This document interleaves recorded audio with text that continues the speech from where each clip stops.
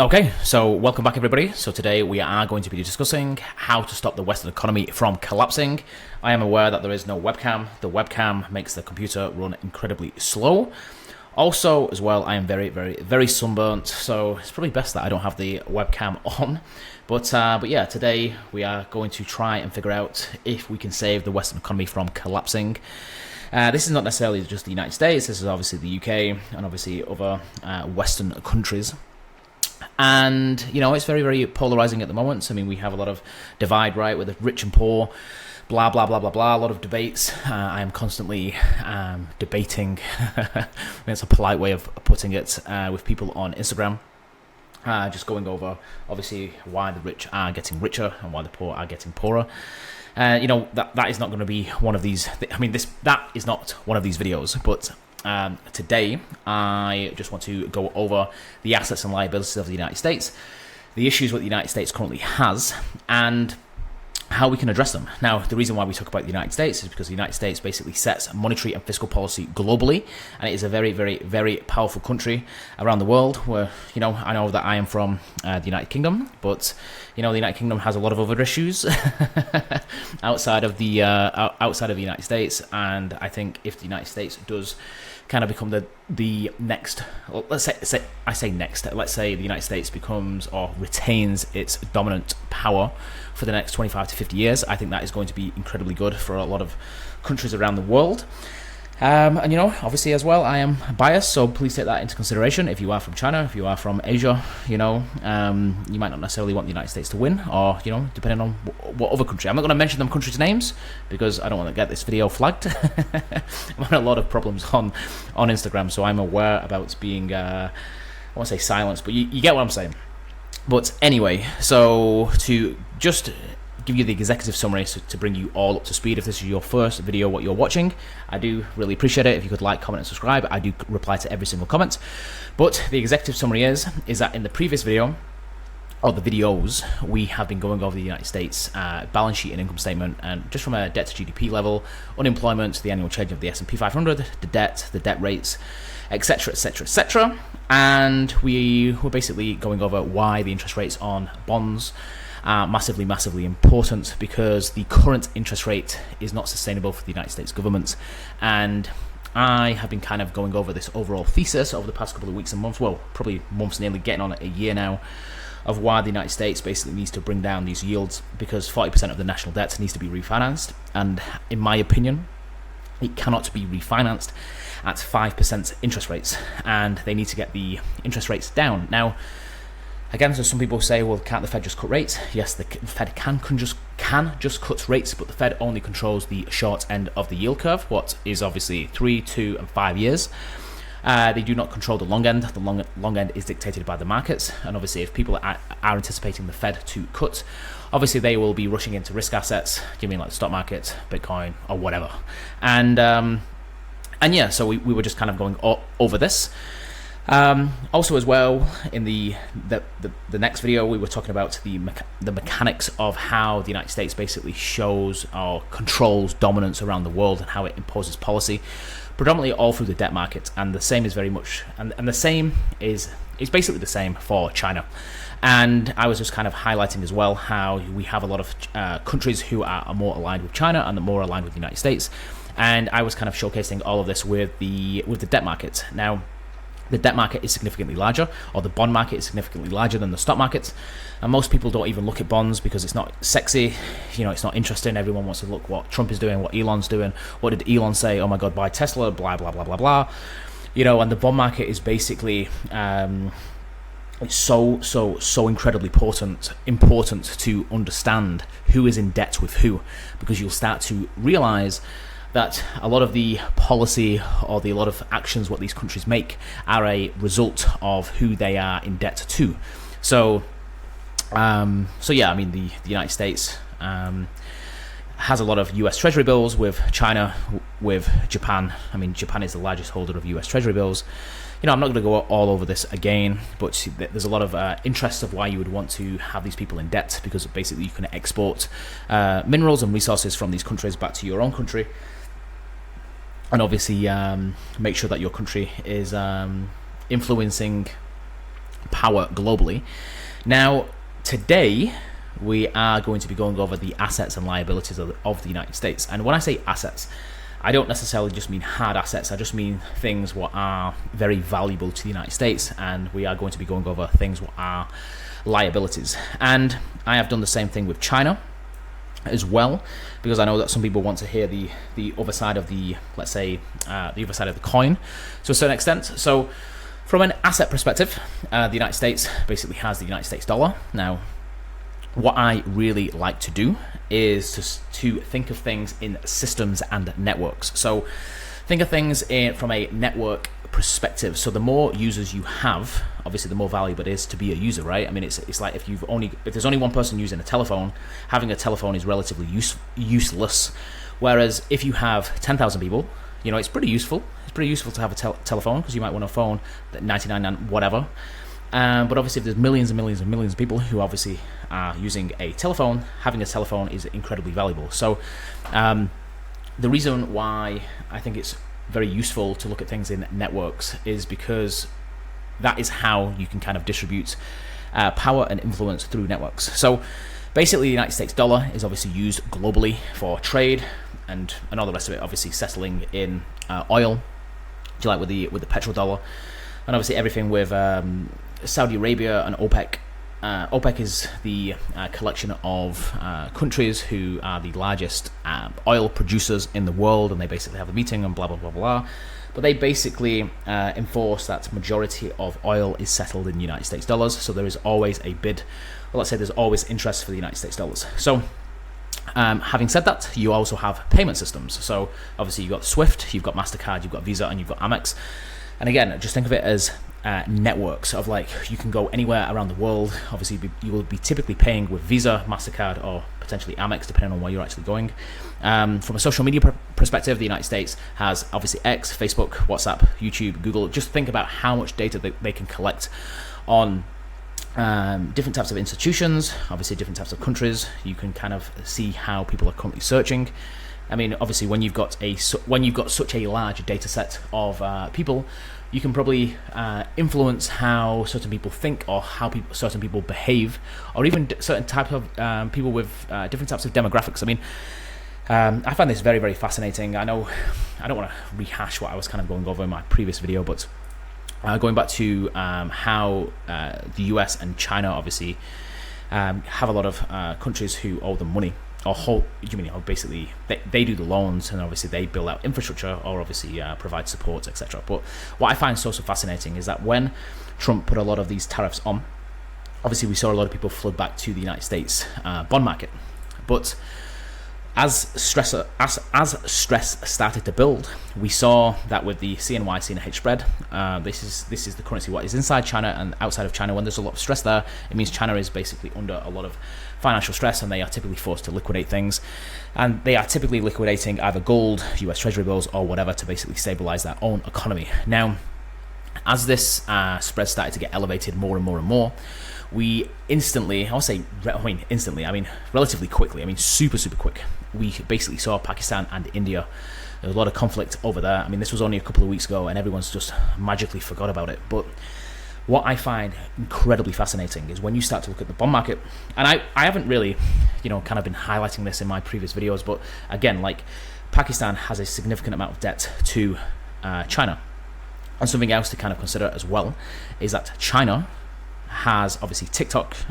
This is something what I've highlighted over here for the assets obviously under TikTok. But what I'm kind of getting at is that Pakistan, majority of people in Pakistan use TikTok, a majority of people in India use Instagram, and I don't think it's any I don't think it's any coincidence that the reason why we saw these conflicts is because it's quite easy to turn up specific messaging in specific apps or whatever. I mean, just imagine that you had, let's say, 90 million users using your app in one specific country, and you can kind of turn up a specific narrative, and obviously you can create a lot of chaos, and you could potentially I'm not saying that this is the case, but I'm just saying, like, what if you've got these different types of assets at your disposal, and you are under a lot of financial stress, and you know, they already owe you a lot of money, and you know that a lot of people actually use different types of applications. You could kind of like promote the messaging, and I'm not necessarily this is just that China's doing this. I mean, obviously the United States, obviously anybody who has any access to these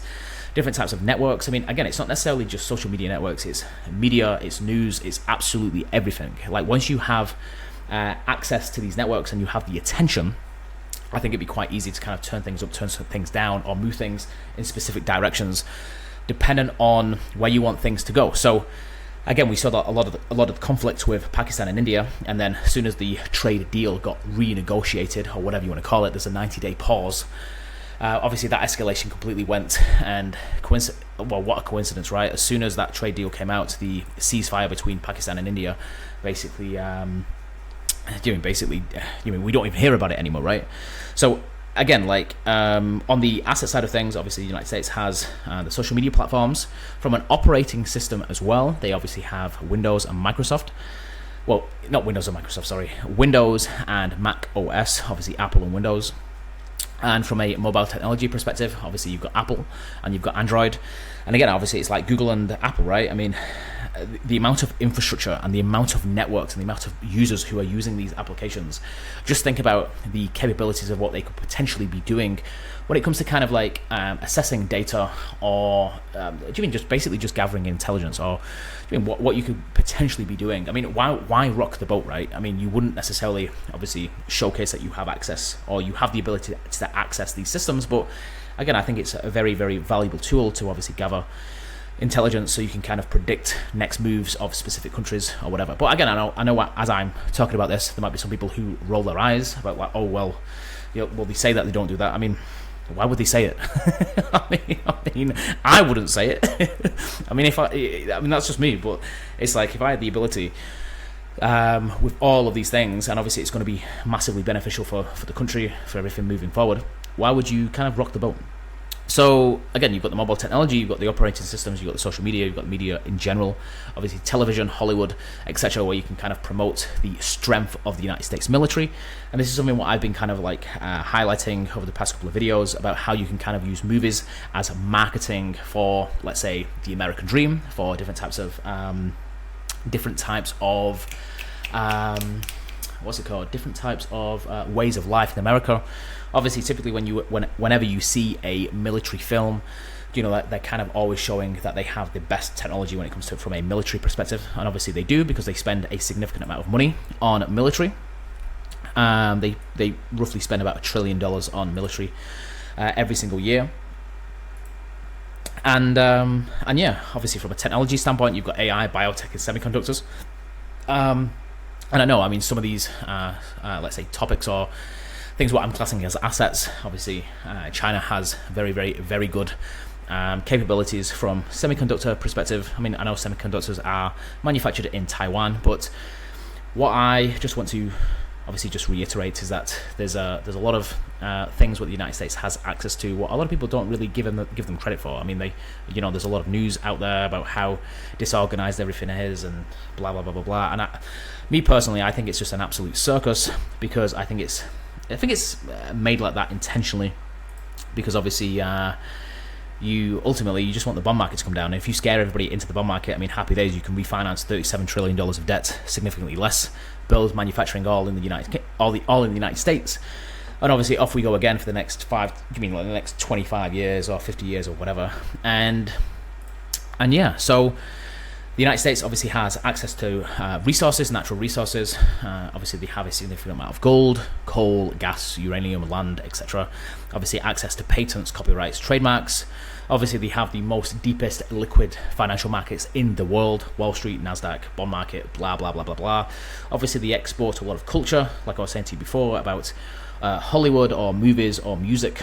Like, music is massively, massively powerful. And again, just think about songs, even the language, like people understanding English, what that would mean, how you can kind of obviously digest and understand Western culture by just understanding English. Alliances, NATO, etc. From a space technology perspective, you've got obviously NASA, SpaceX, and most importantly, you've got the rule of law. And I know it might sound a little bit strange, but if you go to other countries, there might not necessarily be the exact same rule of law. They might have different types of rules and different ways of doing things, and that typically is the case, especially when it comes to legal issues, etc., etc., etc. So I am not going to go over China.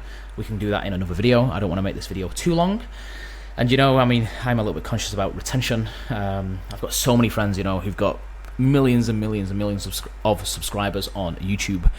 And, I've got over 1 million subscribers on Instagram.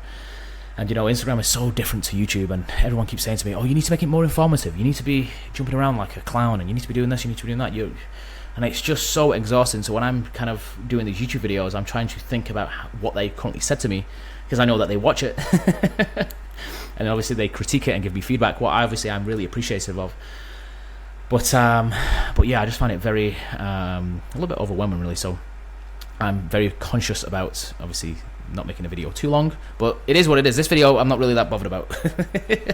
I'm a little bit more relaxed in this video, because I can kind of digest my thoughts, put my thoughts out there, put my ideas out there, so you can kind of digest it for yourself, obviously interpretate all of this data, so you can kind of make your own general assessment in terms of what is going on from a macroeconomics standpoint, finances, obviously what's going on in the news and everything else. So the United States obviously has $36 trillion in debt, and this is the liability section. So again, the United States has a significant amount of debt. So you could kind of argue that the debt is not an issue.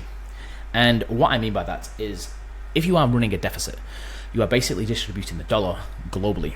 What you could potentially see as a good thing, because there is more people using it.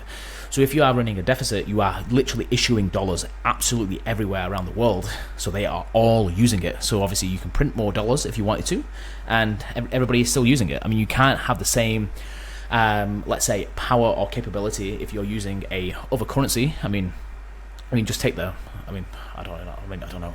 Let's just take the Turkish lira, for example. I mean, the Turkish lira is not going to be, not many people are going to be settling goods and services in Turkish lira. They are going to prefer the United States dollar, because obviously it's the most liquid. Obviously it's backed by the US military, the United States, blah blah blah blah blah, and obviously a lot of people use it. So again, you could kind of see how having a large deficit can be good, but obviously at the moment we are stuck in this a bit of a difficult position, because we have these interest rates significantly elevated. We don't really have much wiggle room in terms of repaying this debt. I mean, I went over the income statements of the United States, and basically they have roughly 127 billion in surplus, and that was at the current rates. But obviously, as the rates, well, I say the current rates at 2% interest rates. But if the interest rates goes to 5%, basically the United States is insolvent. So what that would mean is that everything would pretty much start to break. It wouldn't be good. And there's a lot of like, let's say, fear mongering about obviously how everything's going to collapse next week. And you know what? I have been a little bit guilty about this, because I do think, so when certain things were currently happening, I was a little bit quick off the mark, because, from my perspective, these yields are the only thing what matter. Everything else is just noise. So when these tariffs came out, I was a little bit, I won't say emotional, but I really thought that we are going to try and save the United States. They are trying to do something about it rather than just ignore it, because the previous administration was basically just ignoring it. They were basically just printing money. And this is the thing. I mean, they did this whole thing called the Inflation Reduction Act, where they basically printed another $1 trillion. And and that basically does not reduce inflation. That basically adds more fuel to the fire. And you can kind of speculate about the motives behind that. And I just found it a little bit incredibly silly, and obviously mismanagement. I mean, again, it depends on what direction you want to take the United States. I mean, obviously, if your plan is not, it depends on what you want to do, right? And obviously, with the Republicans and all the rest of it, obviously, when they started doing the tariffs and all the rest of it, I was thinking, right, we're actually going to be doing this, and I didn't really anticipate the Pakistan, India, blah blah blah blah blah. But anyway, so how do we deal? This is the thing, right? I'm kind of like digesting my thoughts. I'm just putting my thoughts out there. I mean, typically I edit all of this out. I'm going to try and not edit any of this video, so you can kind of, obviously, hopefully you're still with me. But as you can probably imagine, my brain is moving at 100 mile an hour. But anyway, so how do we deal with the $36 trillion of debt? I believe, and I've been saying this for months, that they are going to use stablecoins to buy US treasuries. Now, US treasuries, so stablecoins have been one of the largest buyers of US treasuries, and what that basically means is that to, again, think of systems, right? How many people are using USDT, USDC, like Circle, obviously Tether, etc. And there's not the legislation and there's not the framework for stablecoins. So they are typically offshore. So there's roughly about 300 million users who are currently using USDT. And again, just think of it from a network perspective. Just think of it from a user perspective. The amount of things what are integrated with USDT, the amount of things what are integrated with USDC, and by the United States just adopting a framework for stablecoins, they can basically distribute the United States dollar digitally, instantly around the world very, very, very quick. You don't have the same opaque legacy systems and the infrastructure. You can basically, everybody wants United States dollars, right? They want it digitally and all the rest of it. There is not a stable coin for the euro. There's not a stable coin for the pound, etc., because nobody's interested. Nobody wants it. All these countries in South America, in Asia, etc., they all want USDT, USDC. So I think, and I've been banging on about this for months, that stablecoins are going to buy US treasuries, and what that would mean is that the bond prices would go up significantly, and obviously the yields would come down. And that would allow them to refinance a lot of this debt at cheaper rates. And obviously they can push things out further and obviously build out manufacturing and do whatever they want and all the rest of it. And another thing as well, what I think could potentially be happening, especially when it comes to the deficit, they could obviously implement stablecoins.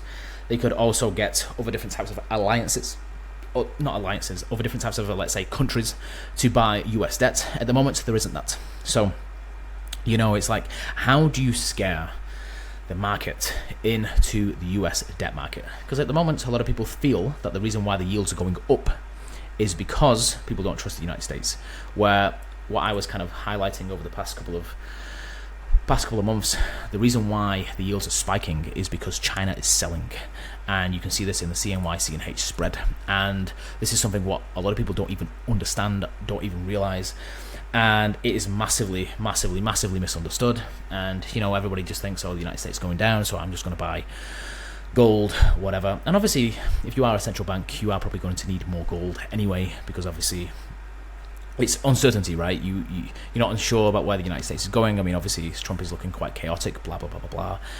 And you might just need a bit of gold just in case. But what I'm kind of getting at is that China is under a lot of stress. So obviously, you are selling US bonds. The yields are spiking as a result. And again, you can correlate a lot of these data points as well to see things in correlation. But again, I mean, I'm fully aware that just because things correlate doesn't necessarily mean that it's caused it. So you've got to take things into consideration. But it is very, very interesting when you start to look at the CNY, CNH spread, when that starts to get elevated, and when you start to see the yields start to drop or spike. There's obviously other countries as well could be under a lot of financial stress as well. So they are forced to liquidate to basically prop up their own internal economies. Now, granted, I mean, obviously the United States, the yields are very, very high, but the UK has a lot of problems as well. I mean, the UK gilt market is crazy. Again, I'm not really going to get into it, but yeah. So what I'm kind of getting at is that the United States could package up a deal where they could say to a country like the United Kingdom, like other different types of countries, and they could basically say you need to buy US debt. And why would they buy US debt? So again, you need to create an event. Now, you can speculate on what that event is going to be. I'm a little bit unsure about what that event would be, but what would scare people into the US debt market? I mean, again, granted, I mean, let's say let's say Russia started to go into Europe, for example. Obviously, if you are the United States, and let's say that started to happen, the European Union or countries in the EU would require military equipment.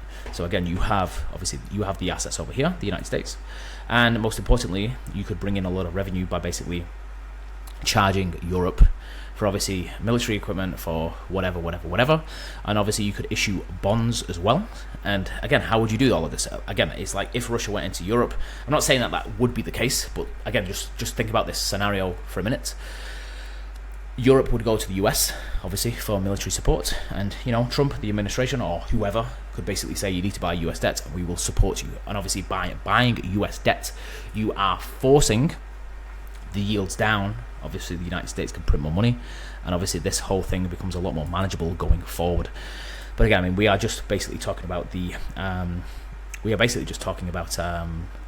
deficit. Now, there is other things what you could do, what I don't think would be politically favourable, but these are things what I think could reduce some of the other liabilities what are sitting on the United States. When you look at the income statement, a lot of the, let's say, spending is spent on entitlements, social security, healthcare, welfare programs, blah, blah, blah, blah, blah. And, I mean, like we were basically bringing in $5 trillion and we're spending $4 trillion on all of this entitlement. Now, again, you've got to have this difficult decision where it's kind of like, do we cut some of the entitlements or don't we? But again, I mean, it's not politically favourable on both sides of the equation. It's easier to print the money, and that is the problem. You print the money, you kick the can down the road, it's hot potato, whoever gets in, you blame them, and and then you get elected again, and then off you go again, and that is basically what we've been doing. But this is the thing, especially when it comes to, let's say, financial events or recessions or whatever. Like, we were talking about these different types of buckets. You've got governments, you've got banks, you've got large businesses, you've got small businesses, individuals, etc. And at the moment, we have this issue, what is obviously a government issue. Now, previously, obviously 2008, it was a bank, large business, obviously all the way over here. You have different types of scenarios and different types of recessions what are very, very different, because the balance sheet of these businesses or governments are very, very different back then. I mean, again, if you go back to 2008, the balance sheet of the United States was relatively healthy. Doing debt to GDP was about 70. And obviously 2000 was 55%, and obviously where we're currently at is 125%, 130%. So, when you hear people say, oh, well, it was different back then, interest rates were 10%, 15% back then, 1980, 1970, blah, blah, blah, blah. Granted, that is one data point, what obviously is correct, but you are not looking at things from a, let's say, finance perspective or a data perspective, because the balance sheet from an asset side, liability side was significantly different, so you can kind of stomach higher interest rates. But this is the thing, it's like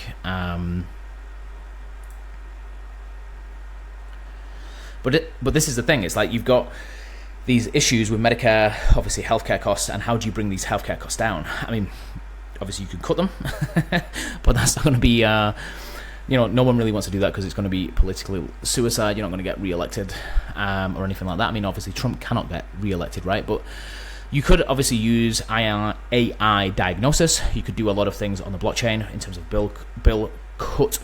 cost cutting.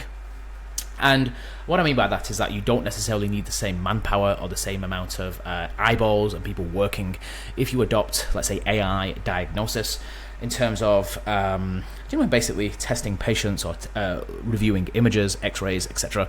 You can basically save some of the cost. And you have price compression, right? I mean, technology is very, very, very, very good at deflation. It's incredible because you basically get more output for the same amount of inputs. And obviously, if you could roll out AI or AI capabilities in the Medicare healthcare space, that would significantly help the burden of obviously social security, healthcare costs, welfare programs, blah, blah, blah, blah, blah. So, it's one of the things I would personally be advocating or giving incentives, let's say favorable loans or whatever you want to be talking about. This is the thing, right? It's like you can say these solutions and how to fix certain problems, but there is always going to you're going to always have certain individuals who are going to exploit the system. So you are going to have a few bad apples when it comes to, let's say, incentive structures in terms of, let's say, building out AI programs to basically reduce healthcare costs or whatever. But these costs are a large part of, of spending for the United States. Like I was saying, we bring in $5 trillion and we spend $4 trillion over here. So, I mean, even if you saved $1 trillion, I mean, this is the thing what Doge is trying to do, right? And obviously why Elon's pissed off and all the rest of it. But, why Elon's very, very annoyed and all the rest of it. But again, it's kind of like, how do you kind of reduce it without without annoying too many people? So you want to basically give the same level of care, and obviously you could do that with robotics, you could do that with AI, but not necessarily. You could give the same level of care, so you get more output for the same amount of input, and you could obviously reduce the cost because obviously the AI diagnosis, and the reason why you would keep everything on a blockchain when it comes to billing and cost cutting is because it's easy trackable. You have a lot of opaque systems, especially in the United States. I used to live in the US, and I could not believe how you still swiped your card and signed for things. I find it a little bit wild. I mean, some things are a little bit, let's say, dated. But again, I mean, they have incredibly great technology, obviously infrastructure, blah, blah, blah, blah, blah. But again, there's a lot of great assets here. Like from a military perspective, obviously, like internal interest. Of course, you'd want everybody using these systems. Of course, you would want everybody using these systems because it is in the best interest of yourself. You know what I mean? It's basically, it'd be great if everybody is using your systems because obviously you have more control. And you can kind of control things, obviously turn things up, turn things down, depending on how you are, let's say, currently feeling. So anyway, let's move on to social security. And this is another large part of the spending. Like I was saying to you before, this is in the $4 trillion area in terms of spending. Now, again, I don't think that this is, again, politically favorable, but I do think that they are probably going to be raising retirement ages, and a lot of people are probably not going to be happy about it. When you start to dig into pensions, I've done a whole video on pensions. I didn't really go into too much detail, nothing like this, but basically they're insolvent. There's a lot of pensions what are massively insolvent, state pensions, and by the time you are, let's say, 30 years old and you get to retirement, I don't think we will probably be entitled to a pension, but obviously that will need addressing. But again, it's like you don't need that money for the next 35 years, right? So that's not really a now issue. That's more of a 35-year ahead issue, and obviously there'll be people obviously thinking about that. But obviously to get these rates down, it's very, very important that obviously you address the spending. So first of all, I would raise the retirement age, and I would do something like an auto invest pension fund in national projects, because basically you want to be building out infrastructure in the United States. When I mean infrastructure, I mean it's like if you travel outside the United States, and I am quite fortunate that I have traveled to many, many, many countries around the world. I used to live in the United States. I used to live in California. I lived in Chicago. I lived in New York, Scottsdale, LA, San Diego. Loved San Diego. San Diego's really, really good. Love Scottsdale, to be honest. Phoenix, Las Vegas. I basically lived everywhere in the States, right? And what I'm basically getting at is the infrastructure in the United States is just insane. But there is incentive structures what are currently set up of why that currently is. So again, if you go to Europe, you'll find that a lot of people use trains, basically to get everywhere. That you have such a large, vibrant rail network obviously in Europe. When you go to the US, there's pretty much no such thing as trains. And if you do use a train like Amtrak or whatever, they are not quick at all. I mean, I took a train from San Diego to LA once to go to Universal Studios, and it took me so long on that train. And I was just, when I first did it, I was so incredibly shocked, because to go from Manchester to London, it literally takes 2 hours, but to go from San Diego to Los Angeles, it was taking like 3 hours plus. And I was just like, and it's such a shorter distance. And I was just like, what is going on here? Like, why is it so slow? But anyway, that's what I'm basically getting at, is that you want to have these pension funds who are auto-investing in national projects to basically build out some of the infrastructure. What obviously can improve productivity and obviously output, and most importantly can reward these pensions in the future. And I mean, you want to have things that are kind of tied back, because ultimately buying US debt, and this is another thing with the pensions. I mean, a lot of pensions are structured 60-40, so they are heavily weighted into US debt. Obviously the US debt has basically gone down 50% over the last 2 years because the interest rates on the debt has gone up, because obviously people are selling, right? They're selling and moving it into more other different types of places to obviously get the yield, and most importantly to protect their money. So obviously a lot of pension funds are, in my opinion, significantly underwater. And you want to be investing not necessarily in the United States dollar or US debt or whatever, even though that would bring the yields down. at the moment, but there's not that many people who've got a large amount of capital to put into the bond market. So you kind of like, you basically need to shake the tree and move people into the US debt market. But basically what I'm getting at is that obviously investing in national projects. So the immigration challenges, obviously you don't need me to rehash immigration.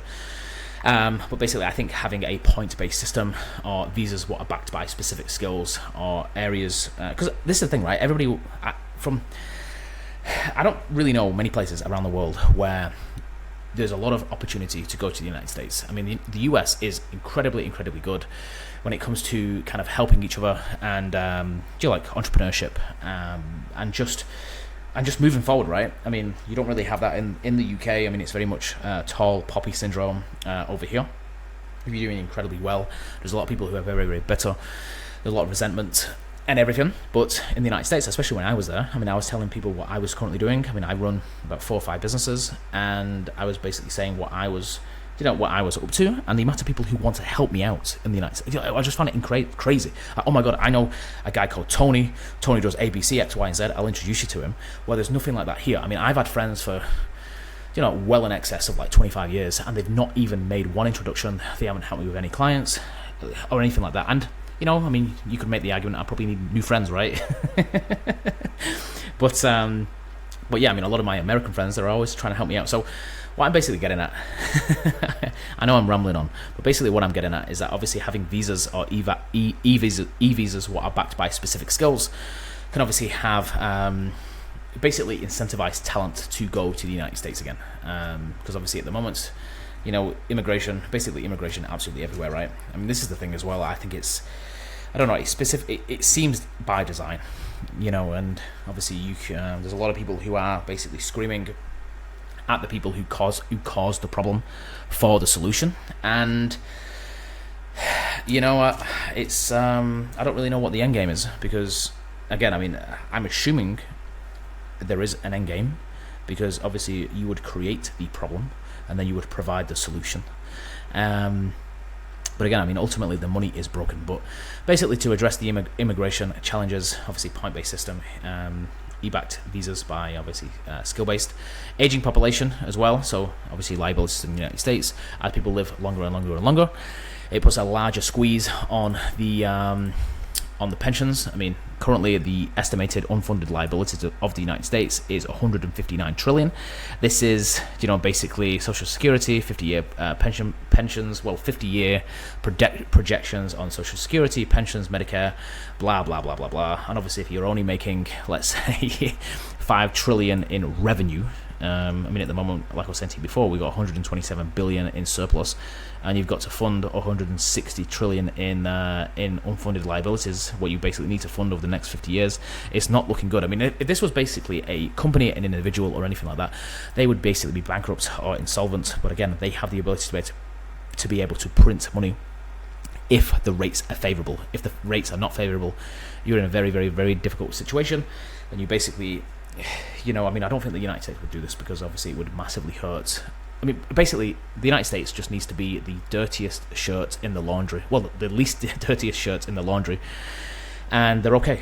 I mean, obviously, if you put yourself in such a terrible situation, you end up with situations like Greece, like Venezuela. And it's not good. It's definitely not good. So this is why I want to obviously go over these points to obviously save the Western economy from collapsing. But aging population. I mean, obviously you could use robotics in terms of caregiving, like home technology systems. When it comes to kind of like again, you want to like have systems in place what basically help people or aid people as they get older, rather than putting so much reliance on human interaction, because ultimately all that human labor needs paying for, and you don't really have the budget to pay for it. So robotics, I think, would be massively important. Again, I don't really know how else you would kind of deal with it, because you basically need to you need to support them. You can't just get rid of them. as dark as that probably sounds, but yeah, I mean, it's so robotics. So income inequality. This is the thing what I have large debates with all the time. So income inequality, obviously, in my view, it's about having a universal equity fund. I mean, you could basically tie this back to social security to a certain extent, but you want to have a national wealth fund where every single citizen basically gets a share of that fund, obviously from, let's say, national assets or national projects. Obviously, if the government's basically invested it in, like Bitcoin or gold or whatever. I mean, I know when I say Bitcoin, some people roll their eyes up, like, why would they even do that? Blah blah blah blah blah. But we can save that for another video. But basically, what I'm getting at is the reason why we have such a large division when it comes to wealth inequality is because people who have surplus, they invest them in assets, what obviously is scarcer than the United States dollar. So as they print more and more money, obviously these assets go up in prices. I mean, just think of it this way. Let's say you have a village and you have 100 coins in that village, and then somebody just creates another 200 coins. What do you think happens to goods and services in that village? Goods and services will start to go up as them 200 coins go into circulation, because you'll have 300 coins in circulation, and obviously the price of property, goods and services will inevitably go up, and obviously that is inflation. But obviously, if you are holding coins, you have basically been debased significantly. You're basically down, I don't know, 66% or something like that. But you get what I'm kind of saying, is that you have currency debasement, but obviously the asset price would go up in relation to the currency what you are currently viewing the asset in. So this is what I'm kind of saying, is like majority of people who cannot afford to invest in assets. I think if you started to have a universal equity, kind of like a equity fund or whatever, what basically invested in different types of assets, I think that would be very, very good for. A lot of people would be. I think a lot of people would be a lot more engaged because they have a vested interest, and obviously if that is linked to certain things, I mean, obviously this would all need kind of. You need a lot more detail around this, but I think it's quite a good idea. The infrastructure deficit, like what I was talking to you before about, infrastructure, railways, bridges, and all the rest of it. I mean, if you go to anywhere in Asia, if you go to Bangkok, if you go to Malaysia, I think Malaysia is such an underrated country as well. But again, it's like if you go to, China, Japan, Indonesia, you'll find that a lot of these countries are significantly developed. They're definitely not underdeveloped. But this is the thing as well. It's like, especially when it comes to Americans. I mean, I'm not going to pick on Americans too much, but when I was living in the States, I would meet somebody and I would say, they would be so surprised about my accent, about where I've been, where I've come from. And then we would talk about traveling, and they would ask me where I've been, and I would say, where have they been? What's the furthest you've traveled to? What's your favorite country you've been to? And the vast majority of people who I've spoken to had not been out of the country. The furthest, this one guy was saying to me, the furthest he's been is Florida, and he lives in Arizona. And I just was so shocked by it, because again, if you don't know, if you're not aware of it, of all of these countries, and you just get told about it, you just take that for what it is. I mean, if everyone keeps saying that these countries are third world countries, you believe it, and you think where you currently are living is the best place on earth. I mean, this is the thing. I mean, it's like, if you are going to raise capital, if you're going to do tech, if you're going to do anything like that, I mean, the United States is the best place on the planet to basically be doing anything like that, in my opinion, anyway. I mean, I know you'd have different types of incubators and different types of hubs in Singapore, obviously UAE, like Dubai or whatever, but basically what I'm getting at is like, he has no perspective. He had no perspective on any of it. So obviously, I think having different types of infrastructure, I mean, just the airports in general. I mean, if you've been to LAX or JFK airport, you'll understand that the infrastructure in these type of airports is just not up to par. You would not think that this is the United States of America. I mean, if you go to Singapore's airport, or UAE, or again, go to Bangkok airport, I mean, it's so much more organized compared to an airport in the United States. So again, infrastructure deficit, obviously you could do this with bonds. But again, I mean, you could tie this back into the income inequality by obviously providing income, by obviously getting these infrastructure projects to basically pay the universal equity fund or whatever, blah blah blah blah blah. I mean, obviously but obviously there's a lot of detail around these obviously large topics. And I'm aware I could do another video basically explaining all of these different types of areas. I could spend an hour and a half, 2 hours basically going over income inequality and how you would basically divide that up for, low, medium, and high income earners. But anyway, we're not going to be doing that. And I'm aware that this video is not, is a little bit all over the place. There's not really a structure. I'm just basically digesting all of my thoughts, putting my thoughts out there. And obviously, if you've made it this far, You know what I will do as well? I will put some Amazon Amazon gift card vouchers on the screen. I think I'm on probably like 35 minutes. So if you haven't made it this far, I'll put it on the screen. Obviously, use these to buy books or whatever. I just really appreciate, obviously, you listening to me going over all of this. But anyway, so the second point is the political polarization. I mean, it's so polarizing, especially in the States. I mean, it is currently polarizing in the UK as well. But again, a majority of it is because a lot of these problems are not getting addressed. It's like, are you on a blue team? If you're on a blue team, I'll talk to you or I won't talk to you. If you're on the red team, I will talk to you, I won't talk to you. It's the same type of thing. I mean, it's so incredibly polarizing. I think what you could potentially do is have something called like a digital, like town halls. I mean, you could do something on like blockchain identity or voting. And again, I mean, when you start to digitize a lot of things, I mean, obviously you have a lot of, let's say, fraud and manipulation of things. I mean, I think it would be quite good to have a blockchain what is basically for voting, like democracy. But again, I mean, even democracy in itself is kind of like, do we really have a democracy when a lot of these politicians can be bought by institutions or influenced by institutions or whatever? So again, that opens up another debate. But basically what I'm getting at is that having a digital town and a blockchain identity, I think would be quite good longer term. I mean, obviously you would need to iron out a lot of things, because obviously you have privacy. You have a lot of things with obviously putting identification on a blockchain, obviously a digital ID, or even mentioning something like that would be, you would have all of these questions and debates. So I think it would need to be kind of open source and kind of sourced by the community. I mean, obviously you could tie probably a lot of this back to Bitcoin, but obviously that opens up a lot other debates, what I'm not going to go into, but I think it's quite an interesting idea. The dependence, obviously liability is a dependence on foreign like supply chains. So, I think that's one of the biggest issues at the moment, or what the administration believes, because obviously you've offshored a lot of your manufacturing, and obviously you want to bring that back home. But obviously doing so, you don't want to bring everything back home. You just want to bring the juicy bits. So, obviously you need the rates down, because you can't manufacture in the United States at 5% interest rates. So you basically need the interest rates to be down. So,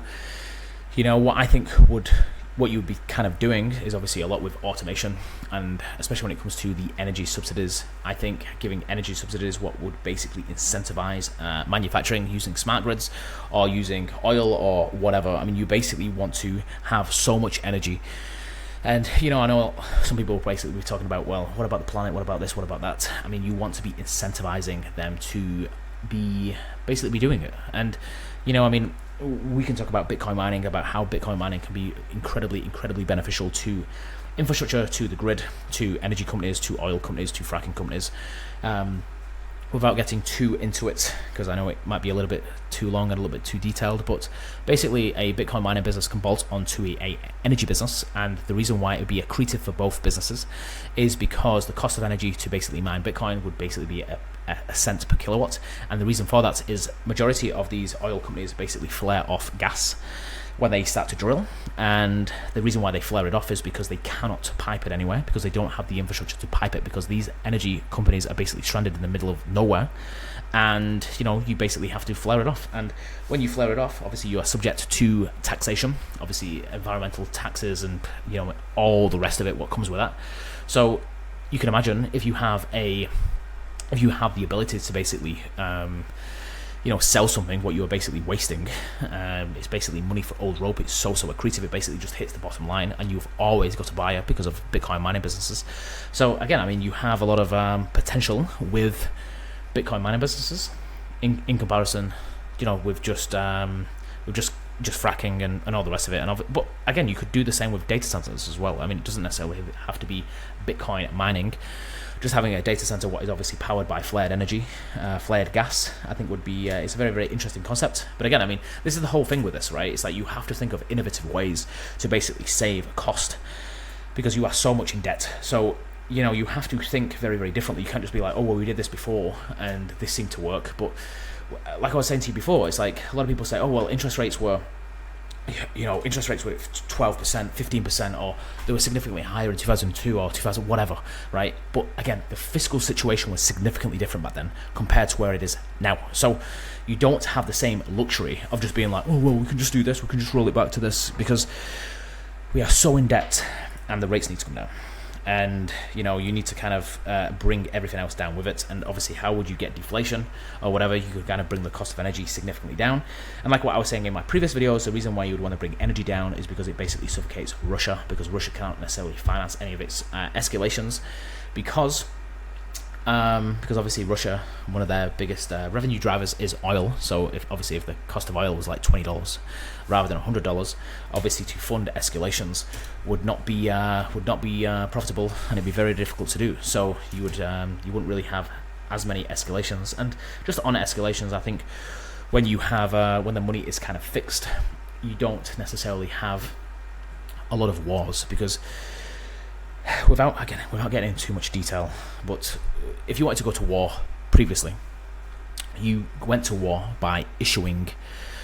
You basically needed the buy-in from the country to go to war, meaning that we are going to finance this war through taxation, or we are going to, we're going to do it through war bonds, or people are going to buy the war bonds, or we're going to pay the coupon back, or whatever. There was a lot of friction when it comes to going to war previously. Now, on this fiat standard, it's very, very easy to go to war because you don't need any approval. You basically just go to war because that's what we're doing. And the reason is because Putin said this, and we're going to go to war, and blah, blah, blah, blah, blah. And I think it's just a very dangerous game, because, like £1 coin or $1 or whatever is not the same. I mean, this is the whole thing with the whole Bitcoin argument, is that, you know exactly how many Bitcoin there is in the world, and it's very, very easy. Whereas, like today, just take today, for example, you have no idea how many US dollars are in circulation. And again, you have something called the euro dollar system. What is the dollars? What are outside the US banking system? And again, that is a very, very opaque system. You have no idea how many dollars are in that system, and it's an incredibly fragile system as well, because it's significantly leveraged. So there's a lot of piping around, and there's a lot of there's a lot of money sloshing about, and you have no idea how much of it is actually floating about. And people are basically saying that Bitcoin is an incredibly speculative asset. And I understand the arguments, but this is what I'm kind of getting at, is like, they could just print another $10 billion today and nobody would have any idea, like zero idea. I mean, if it did not appear on a balance sheet or whatever, and they just printed it, how would you know? You wouldn't know. So, I mean, I think it's, I don't know. I mean, obviously it's very, very dishonest, right? And all the rest of it.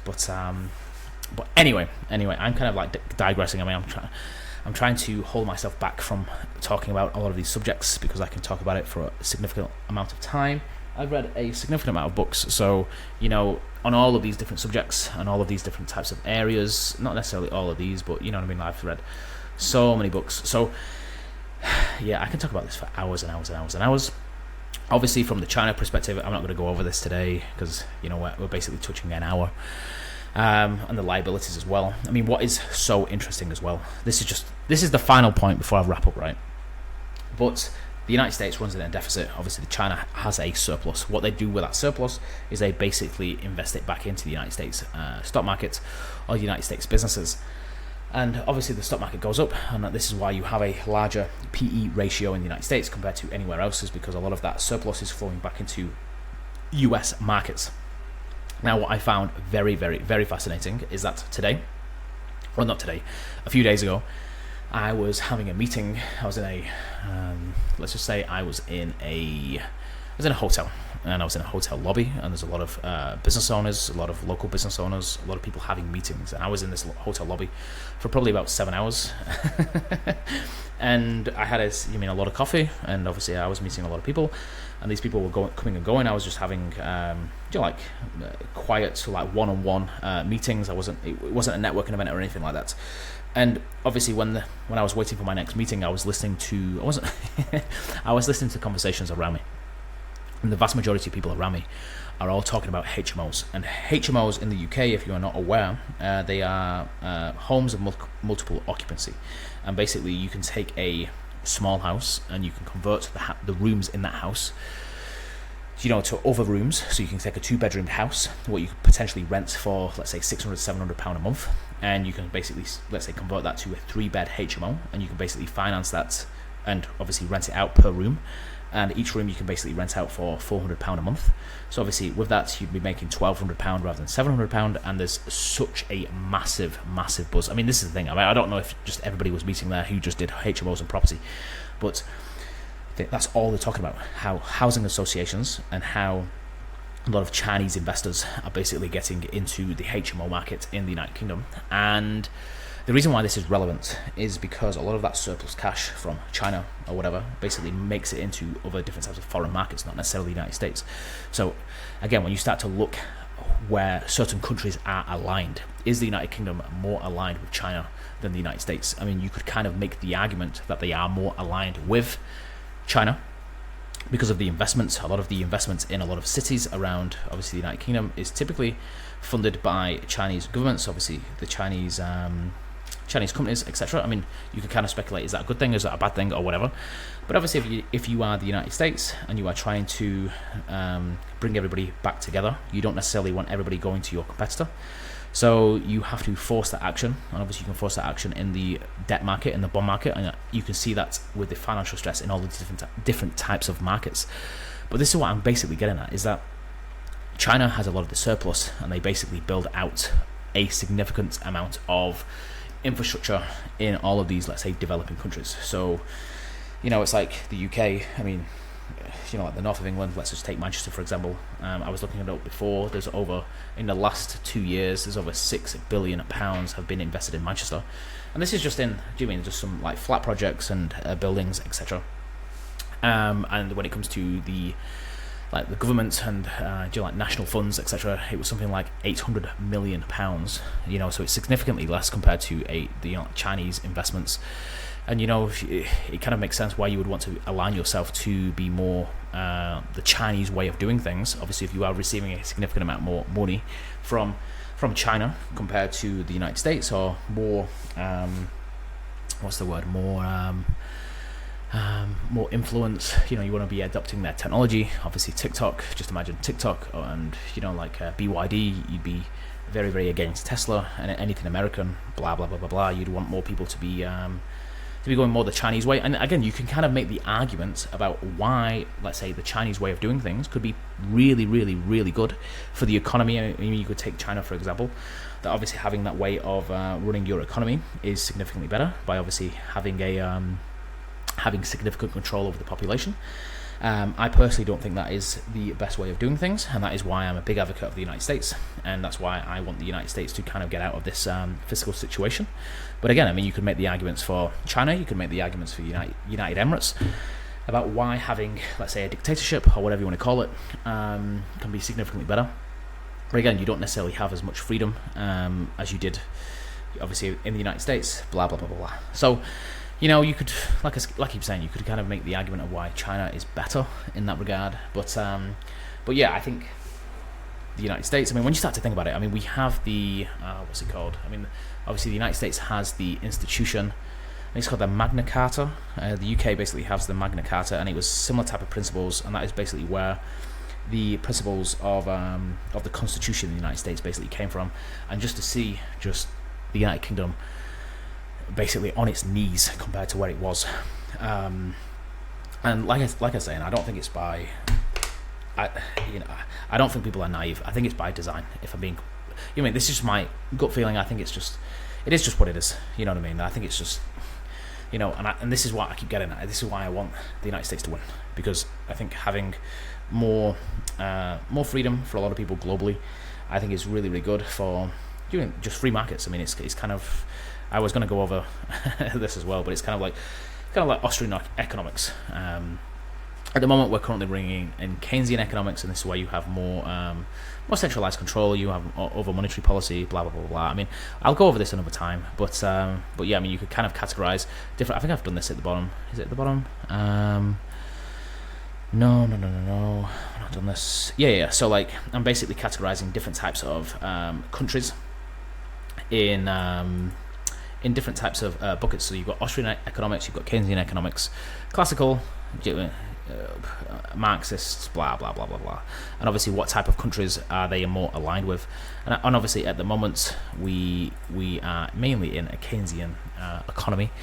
But again, I mean, you could kind of, this Marxist is basically socialism.